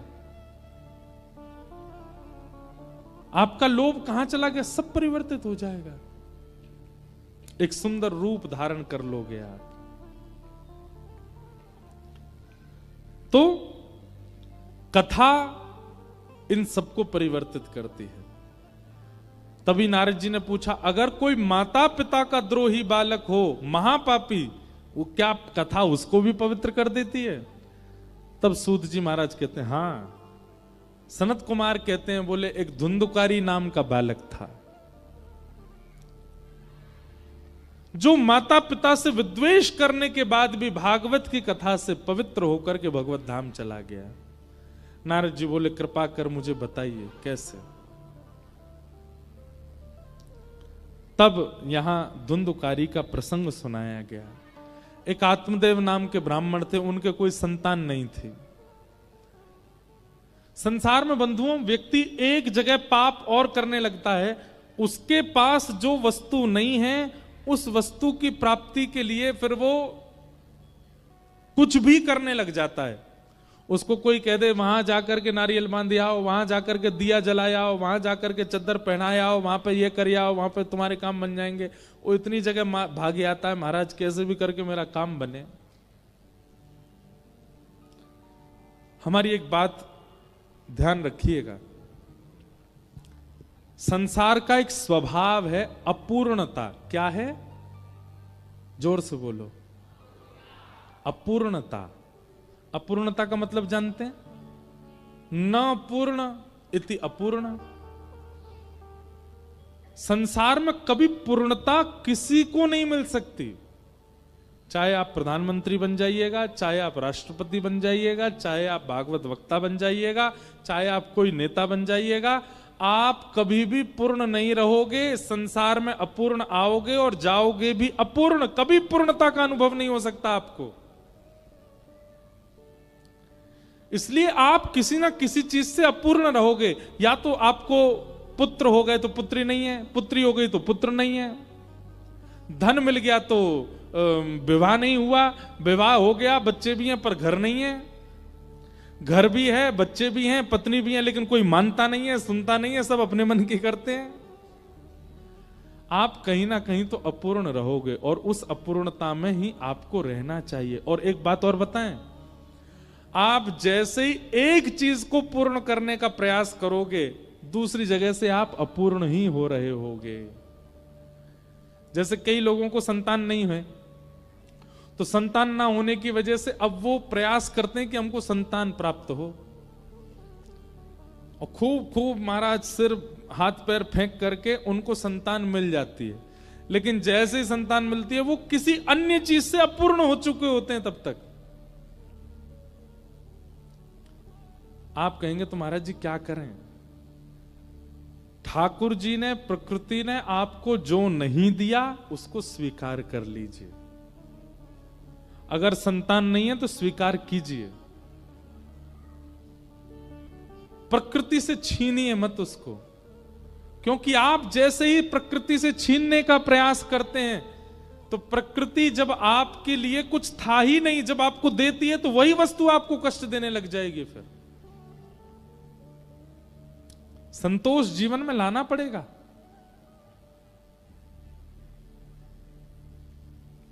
आत्मदेव जी के पुत्र नहीं था, लेकिन श्री आत्मदेव जी बड़े अप्रसन्न रहते थे, पुत्र कैसे मिले कैसे मिले। तो कभी ब्राह्मणों के पास, संतों के पास, सबके पास जाते, लेकिन कोई भी कोई उपाय नहीं बता पाया। तो आत्मदेव जी आत्महत्या करने चले गए एक दिन। बोले बिना संतान के क्यों रहूं, आत्महत्या करने के लिए गए। तभी एक महात्मा ने उनको रोका, बोले तुम आत्महत्या क्यों कर रहे हो? बोले मेरे संतान नहीं है। बोले अरे तो इतनी छोटी सी बात पे आत्महत्या करोगे?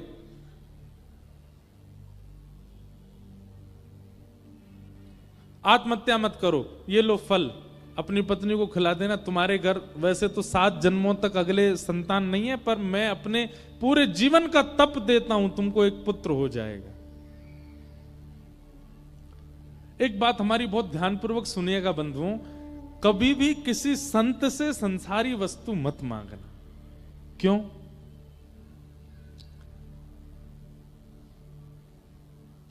क्योंकि संतों के पास देने के लिए केवल भजन है, और जब आप उनके सामने संसार मांगोगे तो वो मना नहीं करेंगे, भजन के बदले संसार देंगे। और क्षमा कीजिएगा, भजन के बदले अगर संसार मिला तो उस संसार से आप कभी प्रसन्न नहीं रह पाओगे। इसलिए हमारी प्रार्थना है, महापुरुषों से, महत्पुरुषों से संसार कभी मत मांगना। भाई, धनवान व्यक्ति धन ही दे सकता है, गुणवान व्यक्ति गुण ही दे सकता है, भजनवान व्यक्ति संसार कैसे दे देगा? भजन ही तो देगा आपको। लेकिन हम लोग क्या करते हैं, कई लोग हमारे पास भी, हम तो जबकि संत भी नहीं है, हम तो केवल कथा वक्ता हैं, हम कहीं जाते आते हैं, महाराज जी हम पे थोड़ी कृपा कर दो, हम बड़े दुखी डोल रहे हैं आजकल, हमारे काम धंधे नहीं चल रहे, कुछ करो तो। अरे भाई, मैं क्यों कथा करता, मैं भी कोई फैक्ट्री खोल लेता, अपने सिर पे हाथ धर लेता, चल भैया तेरी फैक्ट्री खुल जाए। कई माताएं, कई भाई लोग आते हैं, माताएं आती हैं, हमारी बहू को आशीर्वाद दे दो महाराज जी। क्या दे दें आशीर्वाद, इतने साल हो गए इनको, अब आप कथा का एक फल ऐसा इनको प्रदान कर दें, संतान हो जाए। अरे आप संसार क्यों मांग रहे हैं? नहीं मांगना है। और हम मंच से कह रहे हैं, नीचे आके तो नहीं कह पाएंगे, कभी आपसे सामने बैठ के तो नहीं बोलेंगे, पर मंच से कह रहे हैं। जब आप किसी भक्त से, वैष्णव से, भजनानंदी से संसार की कामना करते हैं तो उससे मिलेगा, 100% मिल जाएगा जो मांगोगे, पर वो वस्तु फिर आपको वही वस्तु अप्रसन्न रखेगी, प्रसन्न नहीं हो पाओगे। एक बार एक हमारे जानकार हैं, उनका बेटा, उसने प्रेम विवाह की इच्छा प्रकट की। प्रेम विवाह करने के हम कोई विपक्षी नहीं है, पर प्रेम विवाह माता पिता और परिवार की रजामंदी से ही होना चाहिए, उनकी प्रसन्नता से होना चाहिए। माता पिता प्रसन्न है तो महाराज हमें क्या फर्क पड़ता, पड़े रहो, कहीं हम कर लेंगे कहीं जाके, ऐसा नहीं होना चाहिए। उनको रिझाइए, मनाइए, करिए, पर उनकी प्रसन्नता से। अगर वे अप्रसन्न हैं तो हाथ जोड़िए। तो एक हमारे संपर्क में थे, उनके पुत्र ने किसी से विवाह की इच्छा प्रकट की। अब सब लोगों ने, ज्योतिषियों ने, कई संतों ने, सबने कहा कि भाई इनका विवाह उचित है नहीं। माता पिता भी थोड़े से अप्रसन्न हो गए। देखिए, या तो दिखवाइएगा नहीं, और दिखवाने पर अगर थोड़ी चूक पता चल रही है तो फिर उस चूक का निवारण कीजिएगा।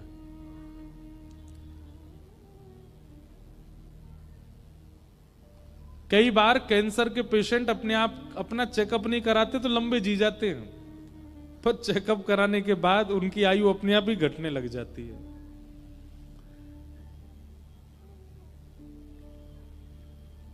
तो उन्होंने इच्छा प्रकट की कि मुझे उससे ब्याह करना है। अब ब्याह के लिए जब नहीं माना कोई भी, तो वो जिद करने लगे, नहीं मुझे तो उससे ब्याह करना है। तो उनके पिताजी अपने गुरुजी के पास गए, बोले कि बेटा बहुत जिद कर रहा है कि नहीं ब्याह तो वहीं करूंगा। तो उन संत ने क्या कहा, बोले कि 3 दिन का एक यज्ञ होगा, यज्ञ में कहना दोनों बैठे। 3 दिन का यज्ञ हुआ, दोनों बैठते थे जिनका विवाह होना था। तीसरे दिन क्या किया, उन महात्मा के करीब 20-25 साल पुरानी जटा, उन्होंने उन जटा को काट करके जटा यज्ञ आहुति में डाल दी। सब लोग देख के हैरान हो गए, ये क्या किया इन्होंने। तब वो महापुरुष बोले, देखो ये बालक विवाह का जहां मन है इसका, वहां जो हमको दिखा उचित नहीं था, इसलिए हमने अपने 25 वर्ष के संपूर्ण तपस्या का फल दे दिया। 25 वर्ष तक तो इसको कुछ नहीं होगा। अगर कोई संकट आना होगा तो 25 वर्ष तक तो नहीं आएगा। 25 वर्ष बाद बालक, तब तक शायद मैं जीवित नहीं रहूंगा, तू अपना ध्यान रखियो बस। ऐसा किया। हमारे मन में ये बात आई कि एक महापुरुष ने 25 वर्ष तक भजन किया और उस भजन का बलिदान एक व्यक्ति के दाम्पत्य संसारी जीवन को सुखी करने के लिए किया। वो दोनों संग तो हो गए पर प्रसन्न नहीं रह पाए। क्यों? एक महत पुरुष ने अपना भजन का बल दे दिया।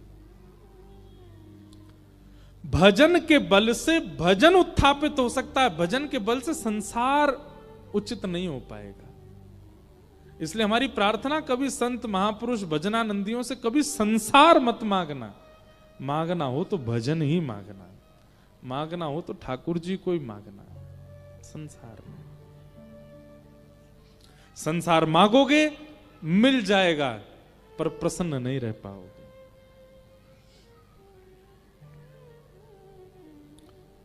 मांगा है मैंने श्याम से वरदान एक ही, तेरी कृपा बनी रहे जब तक है जिंदगी। मांगा है मैंने श्याम से वरदान एक ही वरदान मांगो, आप कृपा बनाए रखना बस। धुंधुकारी गोकर्ण जी महाराज को आत्मदेव जी को फल दे दिया संत ने। आत्मदेव जी ने जाकर के वो फल अपनी पत्नी को खिला दिया, लेकिन पत्नी ने फल खाया नहीं, गैया को खिला दिया। तो गैया के गर्भ से एक बालक ने जन्म लिया जिसका नाम हुआ गोकर्ण। और धुंधुकारी ने अपने सहेली के बालक को ही अपना बता दिया, उसका नाम रखा गया धुंधुकारी। धीरे धीरे दोनों बालक बड़े हुए। गोकर्ण पंडित ज्ञानी बना, धुंधुकारी महान दुष्ट हुआ। अपने माता पिता को ही मारने लगा, ऐसा व्यवहार माता पिता के प्रति करने लगा। माता पिता दुखी हो गए। मां ने तो अपने प्राण त्याग दिए कुआं में कूद करके, और पिताजी घर छोड़ के चले गए। जीवन में एक बात याद रखिएगा, माता पिता कभी अप्रसन्न ना हो आपकी किसी क्रिया से, चाहे जैसा जीवन आपने देखा हो।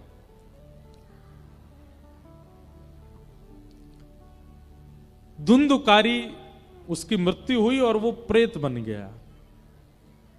प्रेत बनने के बाद अब उसकी मुक्ति का उपाय कई किए, लेकिन वो मुक्त नहीं हो पाया। माता पिता से द्रोह करने वाला बालक मृत्यु के बाद प्रेत ही बनेगा। प्रेत बन गया, अनेक प्रयासों से भी मुक्त नहीं हुआ। तब श्री गोकर्ण जी महाराज ने उसके निमित्त भागवत की कथा की। सूर्य भगवान की आज्ञा से भागवत की कथा हुई, और सप्ताह कथा होते ही धुंधुकारी प्रेत योनि से मुक्त होकर के भगवत धाम प्रस्थान कर गया। बोलो भक्तवत्सल भगवान की जय। तो श्रीमद् भागवत कैसी है? प्रेत पीड़ा को दूर करती है। अगर कोई प्रेत योनि में चला गया है और उसके निमित्त भागवत जी का पाठ करा दिया जाए तो वो प्रेत योनि से मुक्त हो जाता है।